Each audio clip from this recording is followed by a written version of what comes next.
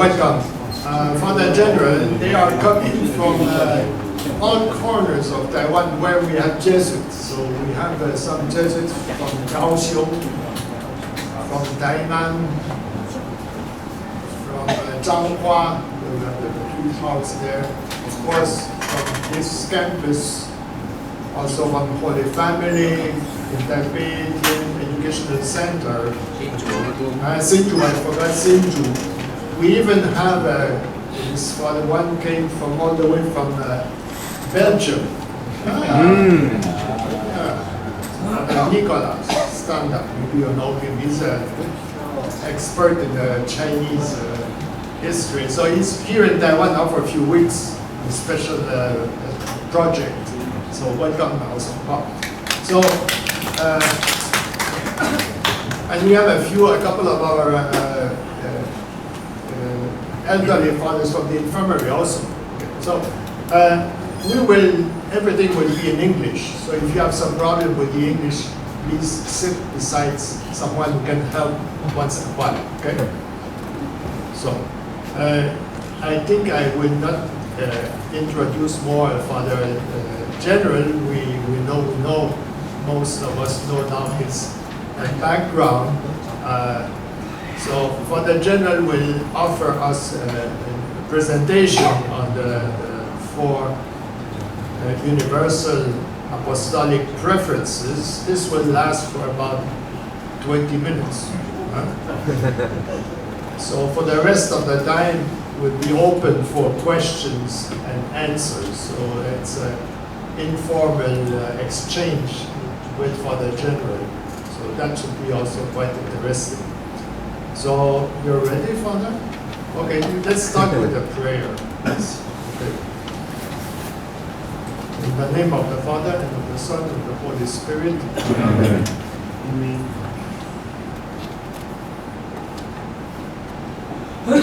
Heavenly Father, all gathered here, we are the sons of Saint Ignatius. Later this afternoon, we will have the Eucharist together. And the Father General will use the saint of today, Saint Martha, as a good example for us. Now we ask you to send your Holy Spirit unto Father General and also each one of us, so that we may have some new understanding of the universal apostolic preference of the society. And also in the following exchange, we may also learn from the vast universal experience of Father General.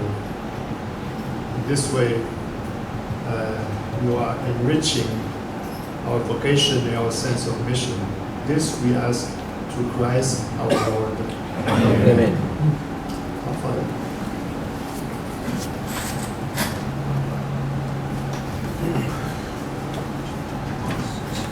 Good evening. So I will go through this presentation, not all the presentation, but I want to make some remarks about the apostolic preferences. First of all, about why we discern apostolic preferences, and this is back to this verse of the gospel. My Father is still working even now, so I am working. So we discern the universal apostolic preferences because we want to collaborate in that work that God is doing in history. And that for us is very important for the whole comprehension of what collaboration means. For collaboration is our identity. We are collaborators. We don't have collaborators. We are collaborators of the mission of Christ entrusted to the Church. And we want to collaborate, and the Universal Apostolic Preferences is the way of doing that in this moment. Because the General Congregation 36, as you will know, take this inspiration from St. Paul. All this is from God, who through Christ reconciled us to himself and give us the ministry of reconciliation. So these two brains of the gospel and the letters of St. Paul are our fundament to be companions in a worldwide mission of reconciliation and justice. This is the title of the decree of the congregation. Companions, not only among us as Jesuits, companions, all those who share the vocation to collaborate in the mission that the Society of Jesus will to collaborate with the church. These companions is inclusive to our partners in mission and all us as Jesuits. Our reconciliation and justice is a nice synthesis of the last general congregation about our experience in the last 50 years since General Congregation 31 until now. We are diverse. No? The 5,500 Jesuits from many different cultures in more diverse parts of the world than ever. That is a very important consideration. I said the second line, hundreds, I say thousands of diverse partners in missions everywhere. Today, the Society of Jesus is really a multicultural band. Itself, us as Jesuits, our partners, we have a lot of people working with us that are not even Catholics. You know very well this experience here. So not only here, but many parts of the world. But I want to stop a little bit about our numbers, because for many Jesuits, it's a kind of concern. We all the time are repeating that, oh, we are diminishing. It's a kind of, in Italian say lamentela, kind of lamentela. And it's real, we are diminishing in numbers. But that doesn't mean we have to diminish in apostolic engagement and in quality. But what I want to share with you is that last year, during the process of the settlement of the preferences, we made a statistical projection of the society to the next 30 years, or how the society could look like in 30 years ahead. And more or less the result of this study was, okay, we are going to be in the next 30 years less, yes, around 12,000 in 30 years ahead, but much younger for reasons that you can imagine. Now, big part of the society is over 75 years old. In some provinces, it's real more than a half. For example, in Spain, Spain is the biggest province in the society in this moment, but they have the Spanish province is over 75 years old. They are more than half of the province. Over 90 years, they are more than 100 years old. So we are going to be less in number, but a younger society in 30 years ahead. Also, in a big change in our demography, where we are. The Society of Jesus in Europe will be less Jesuits, also in North America and Latin America less, but it's growing in Asia and Africa.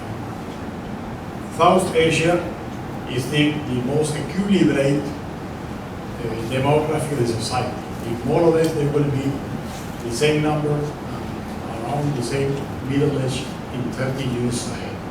So there are now 4,000 Jesuits in South Asia, assistance in that is India, Sri Lanka, Pakistan, Bangladesh, that assist. These are demographically very, very stable now.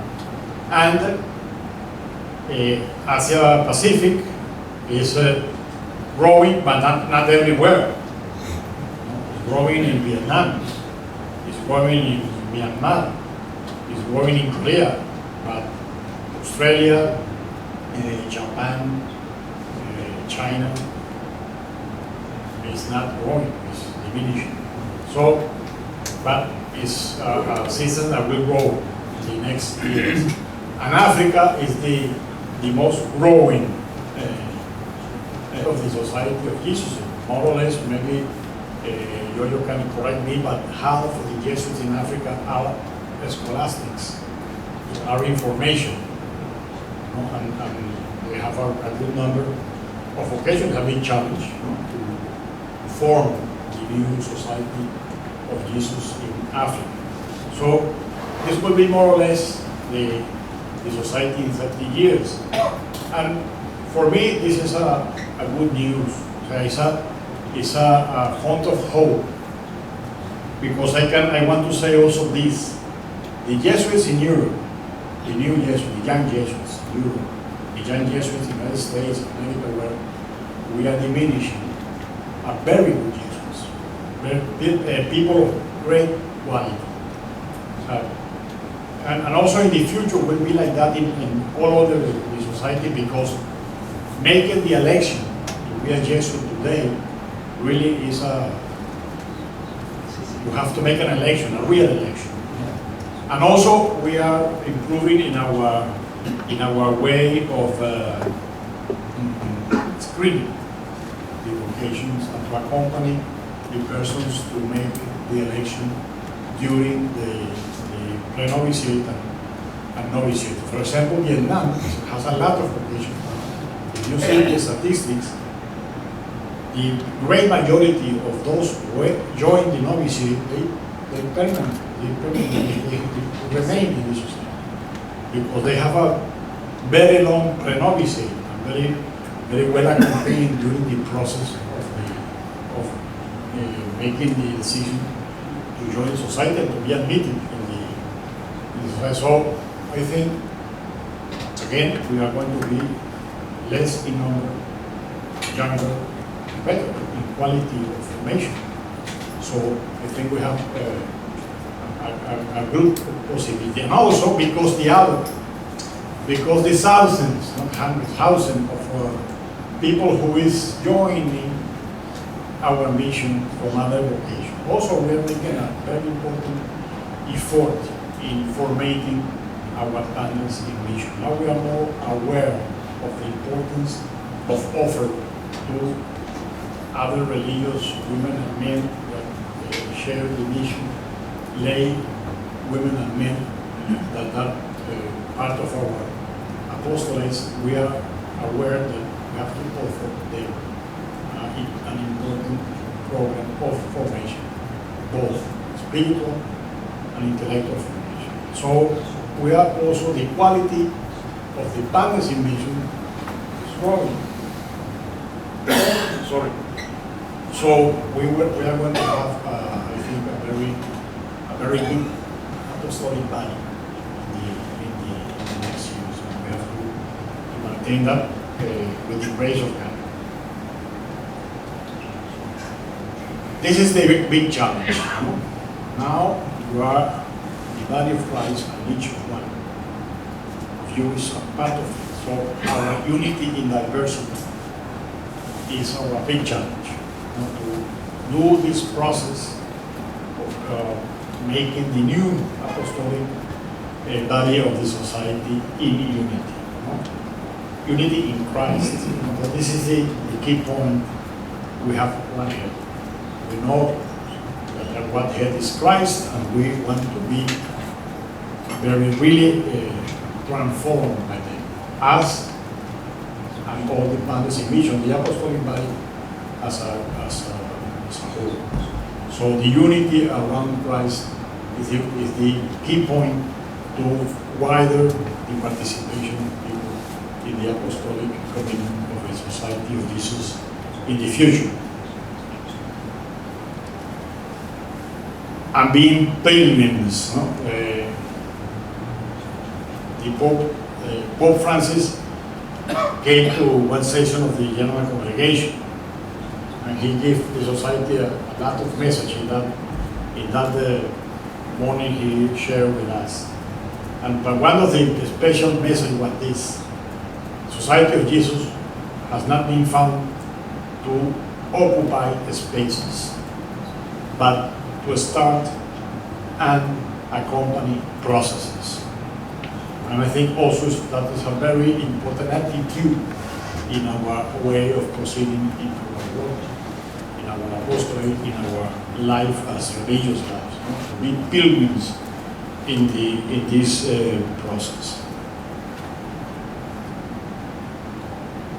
The experience of the General Congregation, I think before, the experience of the preparation of the General Congregation 36, the congregation itself, and the 2 years after the congregation, of the discernment of the common, of the universal apostolic preferences, has been a kind of go back to our spiritual roots, especially to rediscover the discernment in common and a spiritual conversation as a normal way of making important decisions. And this is a gift also for the society in the last years. Now I came to the preferences, just to try to explain a little bit more what they are. Make a comparison between these preferences and the previous preferences. The previous preferences, as you maybe remember, some of you were asked by General Congregation 34 to Father Colbenbach, and the General Congregation asked Father Colbenbach to establish apostolic priorities for the Society of Jesus.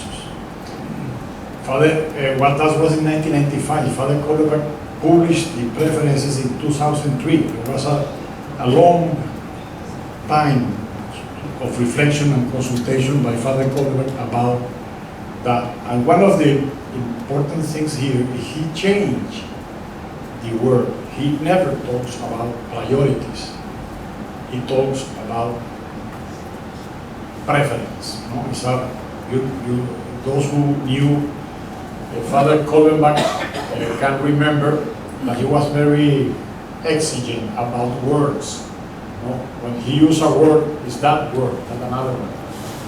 It's not. He was very, very curious and very precise in that. So preferences, I would say maybe that preferences are not priorities, because priorities are exclusive.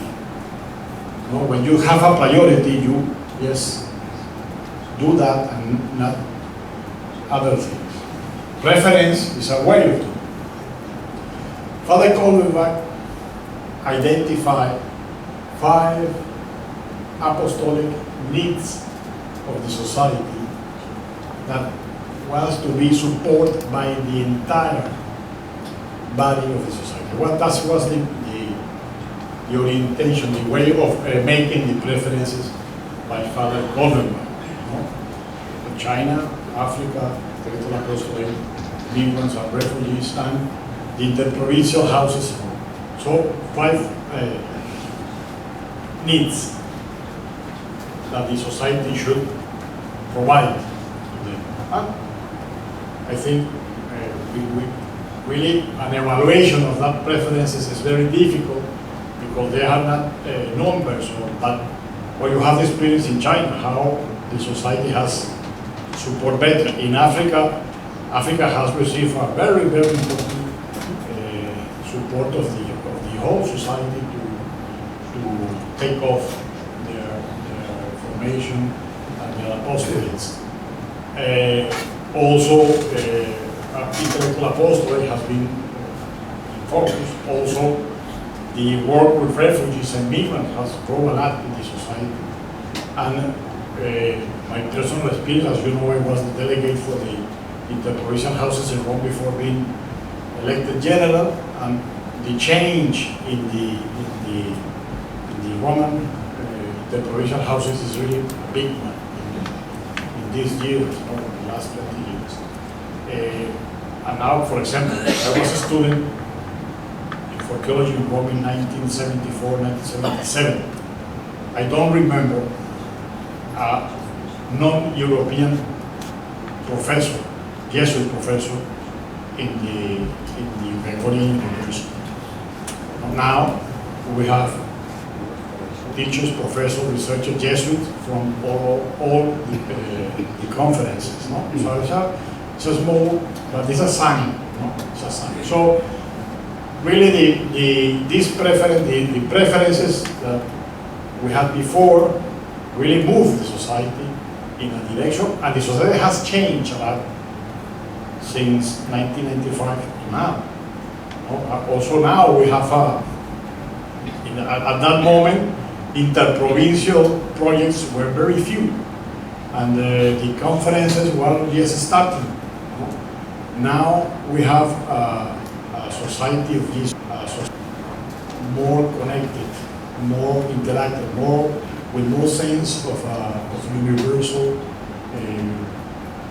engagement, less provincial. No provinces are there, but we are more used to interprovincial experiences. For example, I don't know how many provinces in 1995 they had all the information inside the province, within the province. Now there are around 80 unities, regions and provinces. No one have all the information within the province or region.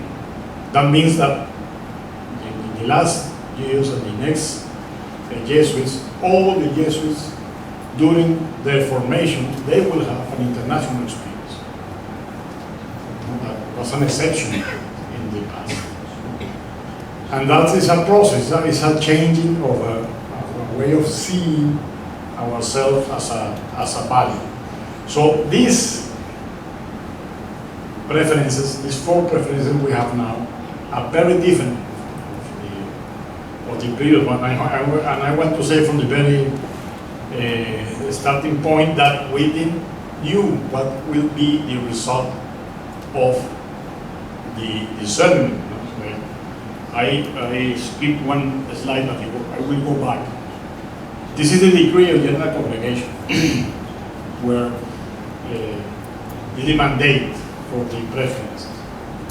If you see the first paragraph, say the general congregation asks Father General to evaluate progress on our current apostolic preferences and if appropriate to identify new ones. It's a very light approach. Evaluate if necessary. But the second paragraph is quite different. It says discernment. It's not evaluation. Discernment. Very different. Of such preferences should include the greatest possible participation of the society and of those involved with us in the congregation. This is a very new process in the Society of Jesus, as far as I know.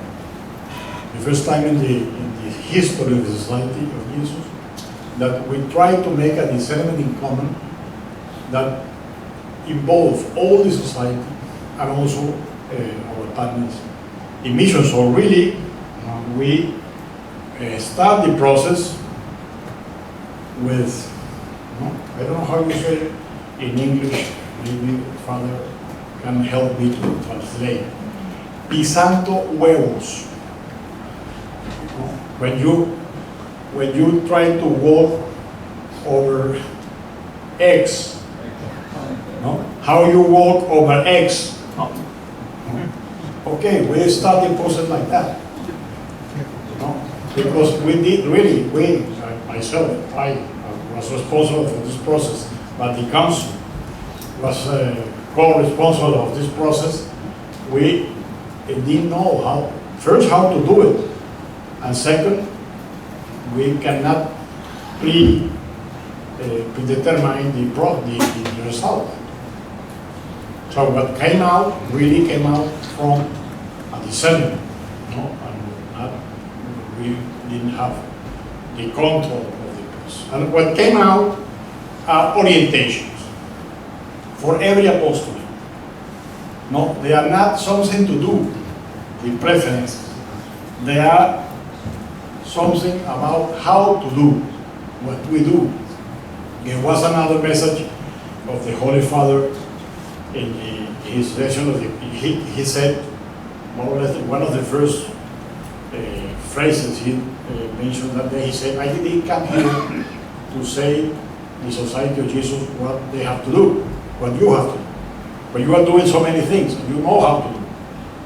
You know what to do. I am coming here to reflect with you about how to do what you need to do. So the preferences provide us a spiritual path.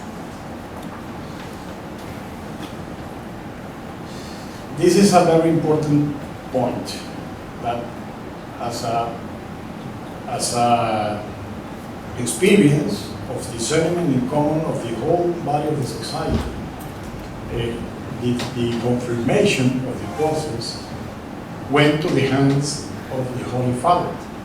The Society of Jesus do not mission itself. The Society of Jesus should receive the mission from the Holy Father. It was the big dream of our founders.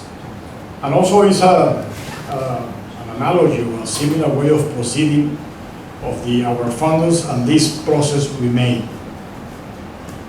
As you maybe remember, certainly you remember, how was made the Formula Instituti. No? The Formula Instituti was a text written by St. Ignatius and the companions, and they handled that text to the Holy Father in 1540. And the Holy Father, they say, this is the decree of installing the Society of Jesus. And they made that process twice, 1540 and 1550, with two different poems. This process was something similar. No, we make a process, the society, we wrote. I wrote because I was responsible. I wrote the text after hearing all the provinces, the conferences of major superiors, the General Council, the large General Council. And I handed to the Pope. And the Pope confirmed. If you read the letter of the Pope carefully, at the last paragraph, he said, I approve and confirm. Now, it's not a legal acceptance, it's a mission. With the confirmation of a discernment in common. So this is important to understand what we have in our hands now. So the Universal Apostolic Preferences are a mission received by the Society from the Holy Father has a confirmation of our identity as servers of the mission of Christ. And this is not only an opinion, it's not only a document, it's something more. Something more. In the same sense that the decrees of the General Congregation are approved by the congregation and also by the Pope. This is normal procedure. After the congregation, we give them, with the Pope, this also is a discernment of God and also received from the Pope to confirm our identity. So, my advice to the Society of Jesus, of the Apostolic Body, Jesuits and Pandas, please take not only seriously, but the entire preference and the four preferences as a whole. We cannot say, I cannot say, no, okay, I'm very good because my work is in the second preference, or in the first one because I give so many exercises. Oh, no. These are four orientations for every apostle for every Jesuit, for every partner in mission, the four of them. So we have to take the complex of the entire text, the title and the content of each of the preferences. In each one, each universal apostolic preference, you will find three dimensions. The first one is an attentive view to the context of the word today. And there are four special dimensions that are considered in that process. The secular society, with difference of the moment of the process or the characteristic of the secularization process, every society in the world today is living or has living a secularization process. And many of us, and many of our apostolates are in a secular context. So that is one of the important points of reference. The structural injustice is all over the world. Also, the importance of taking account of the youth environment.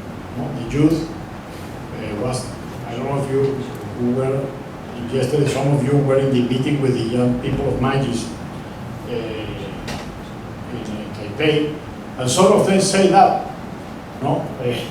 we have the problem, we have new problems, different than yours, and we see the problems in another way, with another view. So, to take account of the youth environment and of course environment bounds of the planet. This is the first dimension, the context. So the second one is a strong message to us as members of the apostolic body of the society. It's not again to do, but how we can change. And also they have orientations to our actions. So the preferences now is not just to take text and see how to fit what we do or how we live there, but our text to be contemplated, to be deepened there, to be deepened. We to take the time to really hear what is the Spirit asking us in this moment of the history of the society. For example, it's according to these three dimensions I just mentioned, we need to hear our context. The preferences are taking big pictures. Now you have to picture your context and how you hear, what are the elements of the secular society that is in your context of working, when you work, or how the structural injustice is reflected in the place you are living, where you are working, how the youth are living there, and also what is the participation in the environment and so forth. You have to hear your context, and also to ask what we can change, what you can change to be more in the process of embodying these preferences. I will not go through the preferences, you know that, show the way to God, to the spiritual exercises and discernment, to walk with the poor, the outcasts of the world, those whose dignity has been violated in a vision of reconciliation and justice, to accompany young people in the creation of hope in your future, and collaborate in the care of the community. 4 preferences and 4 conditions. Also, it will pass very fast. Intellectual depth. Without intellectual depth, we cannot really change ourselves. Collaboration, the future of the apostolate of the society, depends in the growing, improving of collaboration among us, within us, and with others, with our partners and with others outside the society, networking and conversion. Without change, if the preferences do not change us, we have lost our time. And we are losing the opportunity of listening to the Holy Spirit. I just want to mention to you that in the web page of the Curia, Jesuits Global, you can find some helps to meditate personally and in the communities about the preference. They are in 4 languages. You just can find there this help and others, another help to how to proceed in this moment. And I want to mention this, some specific action for Jesuits. These preferences are an invitation to experience more deeply the spiritual exercises. If you have read the documents of the congregation and you remember, it's one paragraph which says why the spiritual exercises do not change as they should do. So we have to really make an examine about how we experience the spiritual exercises. Starting from an honest evaluation of how we do the annual retreat, and encourage them to be accompanied. I don't know here because I'm just coming for the first time to this province, but in many provinces of the society, it's very normal that many persons do the annual retreat by themselves, alone, or in a group by alone, for many years without confrontation. You know also very well that one of the important dimensions of the Ignatian experience is to be confronted. It's not only the relationship by myself and God, but it is also to be confronted, and that's the role of a director of the exercises. So, to encourage, I want to encourage you to really try to improve in the experience of the annual retreat. Another important specific action is to give our partners in mission real opportunities to enter into the experience of the spiritual exercises. Well, we talk a lot about that, but we don't give the means to do it. This means, among other resources, to have spiritual directors available.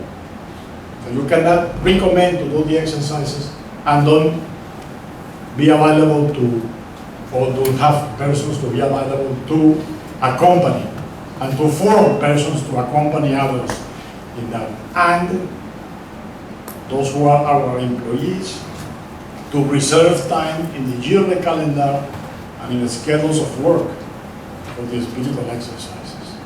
No? We Jesuits normally take the 10 days a year in any work we are to our retreat, but we don't allow the employees to do the same. No? They have to sacrifice their vacations, no, to do the exercises. You don't sacrifice your vacation to do the exercises. They do. No? And who pays? Who pays for the exercises? Because you have to pay. 8 days you have to eat, you have to have a room. So if we really want to give our partners in mission the opportunity to make the experience, we have to make available. So the budgets of our apostolic institution must include this kind of items. And what I said before, to encourage Jesuits and our partners in mission to engage in a prayerful and contemplative reading of the letter of promulgation of the Universal Apostolic References. I finish with this quotation also of St. Paul, Ephesians. Now, to him who is able to do immeasurably more than all we ask or imagine, according to his power that is at work within us, to him the glory in the church and in Christ Jesus throughout all generations, forever and ever. Amen. Thank you.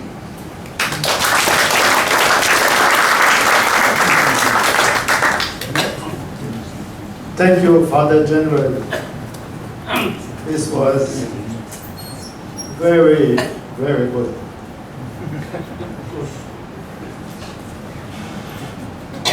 Very, very good. Thank you. We still have about 20 minutes open for questions or reflections or challenges, whatever.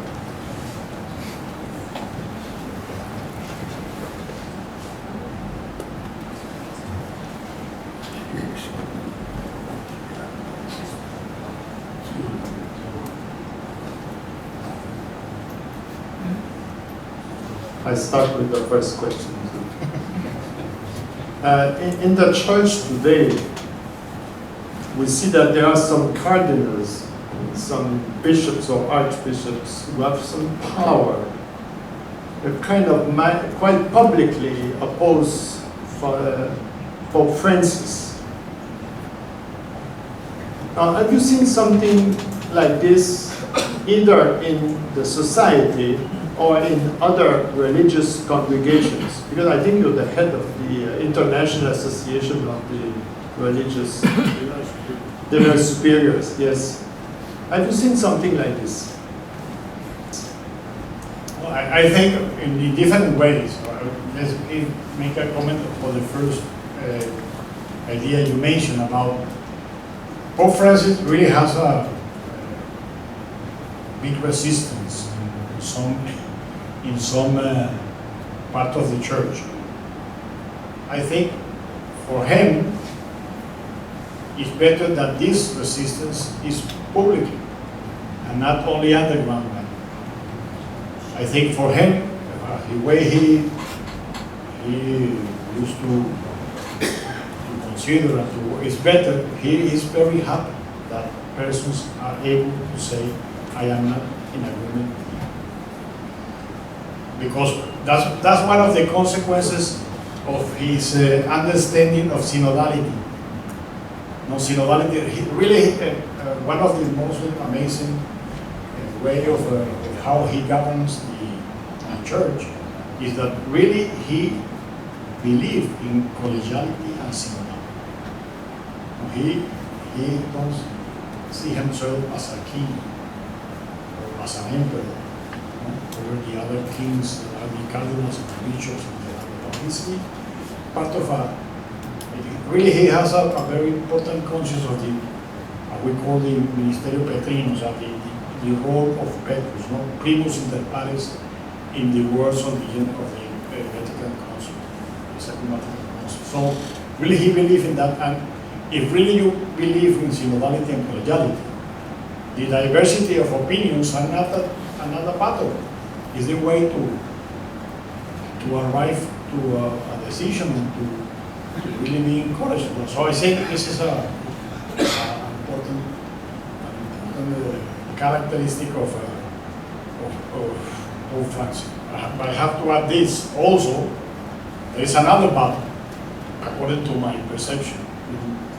There are some sectors in the church that are struggling and preparing the way to have a different pope the next one. they know very well that Pope Francis will not change his mind or his way of governing the church. No, he's enough convinced of how he is doing that he will not change. And when you talk to him, he has a big serenity. He's very in peace. And he knows the challenge is. So this strategy is not against France, it's against the next one. It's how to, because, okay, it's a matter of numbers.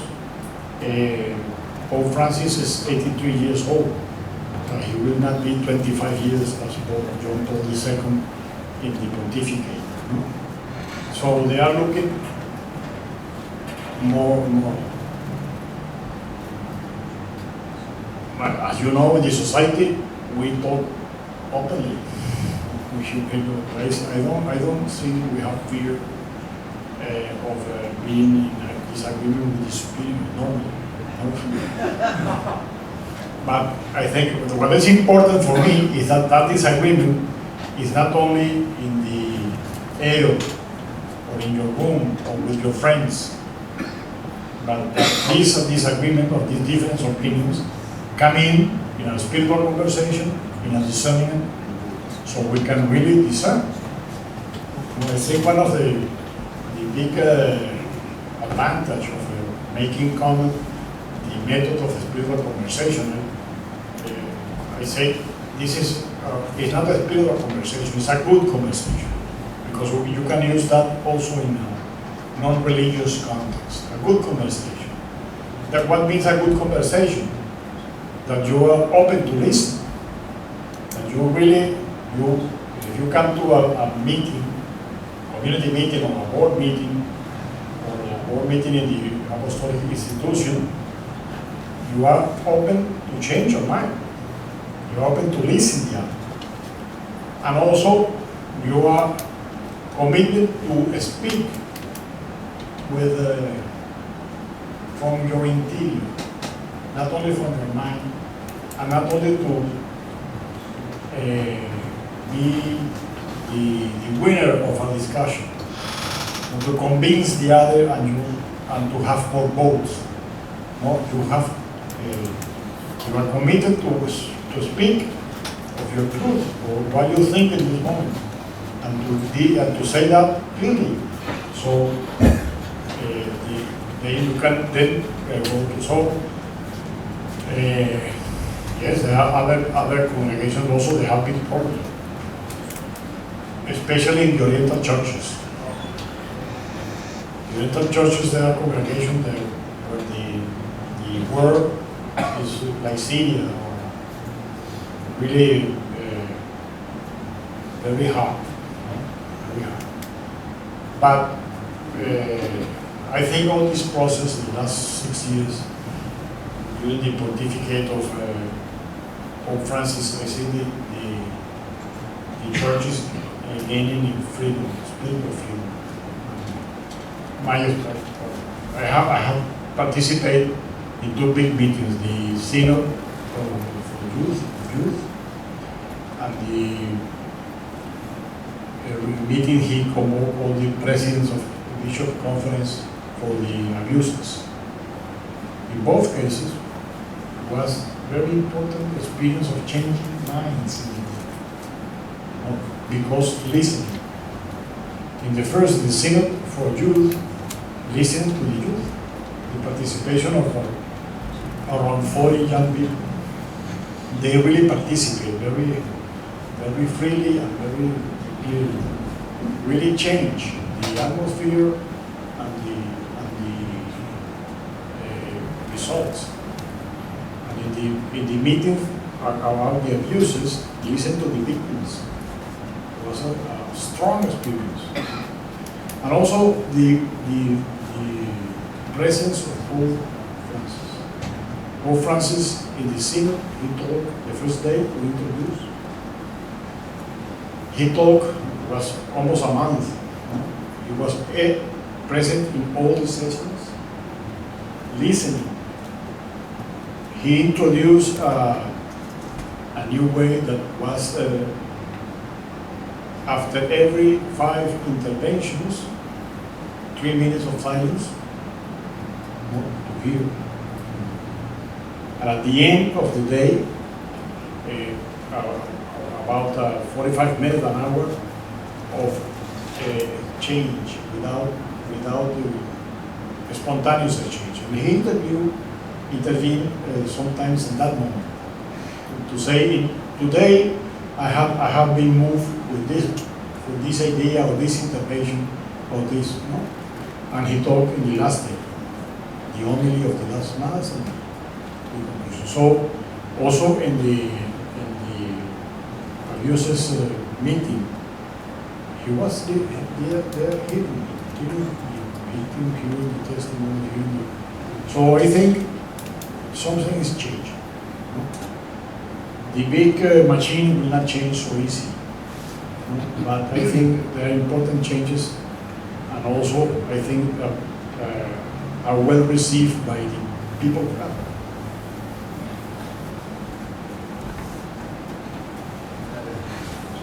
Father Susan, sorry, too many hands at the same time. General, since you have visited Macau, Hong Kong, and Taiwan, maybe you can share with us your impression or observation of our province, and also the expectation about the mission in our province.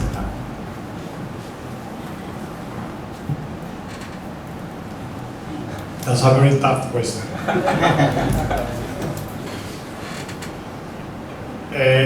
You cannot ask me that because I have been here for the first time for a few days, so I have to interiorize. No? I am very grateful of the hospitality, the transparency. You have talked in every point. I have listened with great freedom and without trying to hidden or to present a new interested view. But when I have to go deeper also to myself understand better, I have to say that really I know much better the situation of the Chinese province and the big challenge that is. I'm very clear about the difference between the different Taiwan and Hong Kong, Macau, and mainland China, and the complexity of this province.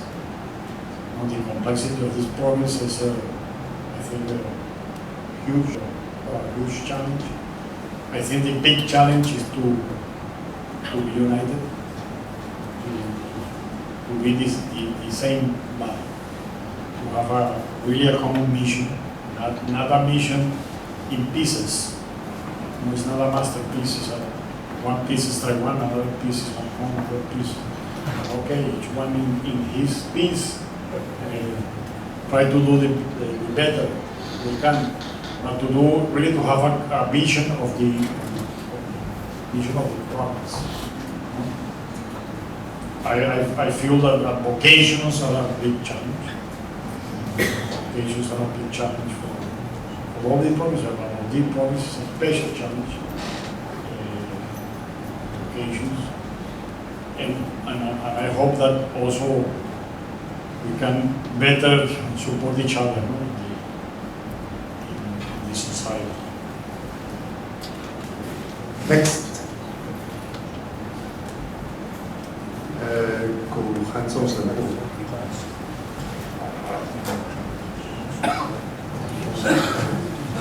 I sit down, Father Arturo.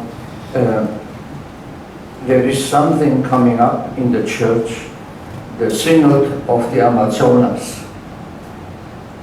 They do an immense discernment process. There are some Jesuits in there, and what are the hopes of our Holy Father? He expressed very clearly that they should proposed to him very concrete points of changes in the leadership of the church and so on, clericalism and so on. So please share with us a little bit what's going on. Well, the Amazon Synod is a kind of a special synod because it's not a universal synod, it's a kind of regional synod, but in the mind of the Pope, that is a kind of a first step to get deeper in the application of Laudato Si.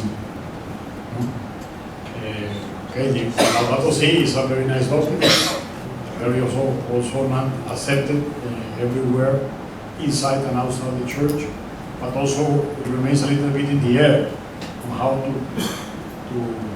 to land the process, and I think that's why he chose to have only for the Amazon, because in the Amazon there is a very important networking called REPAN, Red Pan Amazonica, that involve, it's not an exaggeration, hundreds of dioceses all over Latin America.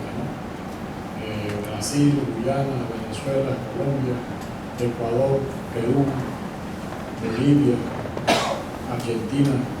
You see, a lot of dioceses are part of this network. Many religious congregations are involved in that. Many ONGs. So it's a subject.